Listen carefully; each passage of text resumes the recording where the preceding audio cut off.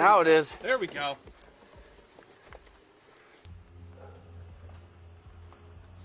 Yeah, this is gonna run. That's what I like to hear. Okay, we'll let that thing chooch for a bit. Let's see what we got. Let's take an inventory here. This is a 1981 Goldwing, GL 1100, and that makes it a Gen 2. You see the original Goldwing started production in 1974. Gen 1 ran to 1979. In 1980, the assembly of this bike was moved to Marysville, Ohio for the 1981 models. This would be the first Goldwing assembled in America. Okay, so we're gonna need a front tire here eventually to get this thing home. That tire does not hold air. The brake was spinning, the wheel was spinning, so that's a good sign. Our brakes aren't locked up. Okay, we got leaky fork seals. Check. Headlight, windjammer fairing.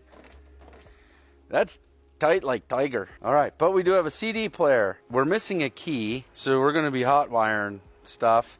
And we're also gonna be breaking into here so we can get to the fuel cap to put gas in it. We have the 4-cylinder, the parallel 4, shaft drive. Oh boy. The back brakes are locked too. So on the scale of challenging, this just went from a 6 to about an 11. I'm comfortable riding a bike home with one set of brakes.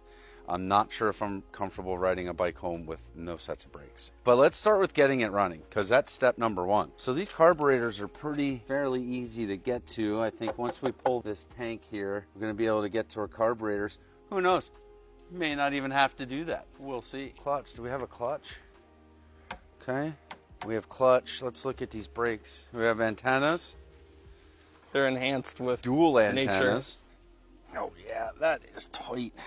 Center stand, that's handy. We got a new battery. There's our fuel on and off. This is where spiders live. Okay, spark plugs are going to be easy to get to. Okay.